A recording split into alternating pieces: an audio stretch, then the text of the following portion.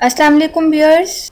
Toothpaste के बहुत से फ़ायदे आपको बता रही हूँ। टूथपेस्ट आमतौर पे दांतों को साफ करने के लिए इस्तेमाल होती है, लेकिन टूथपेस्ट के ऐसे बहुत से फ़ायदे हैं जिनका शायद आपको आज तक इल्म ना हुआ हो, लेकिन वो इतने मुफीद हैं कि वो आपकी रोज़मर्रा की बहुत सी परेशानियों को दूर कर सकते हैं। आए हम आपको टूथपेस्ट के दीगर फ़वाइद बताते हैं, इंशाअल्लाह आपको बहुत पसंद आएंगे। सबसे पहले फ़ायदे में आपको बताती चलूँ, गाड़ी के निशानात मिटाने के लिए टूथपेस्ट को कैसे इस्तेमाल कर सकते हैं। अगर गाड़ी पर जिद्दी निशानात लग जाएं और धोने पर भी साफ ना हो तो थोड़ी सी टूथपेस्ट कपड़े पर लगाकर रगड़ने से आप गाड़ी के निशानात को खत्म कर सकते हैं और गाड़ी भी चमकने लगेगी। सबसे बड़ा फायदा जो मैं आपको बताना चाह रही हूँ, नेल पॉलिश उतारने के लिए टूथपेस्ट को इस्तेमाल कर सकते हैं।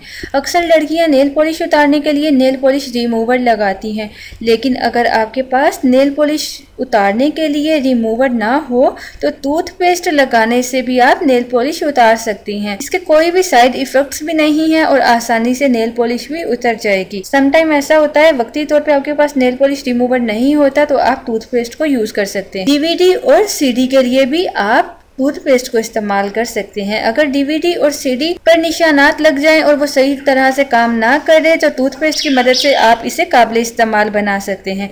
टूथपेस्ट की मदद से स्क्रैच डीवीडी या सीडी को ठीक किया जा सकता है। घर में इस्तेमाल होने वाला थर्मोस की नागवार बदबू को खत्म करने के लिए आप टूथपेस्ट इस्तेमाल कर सकते हैं।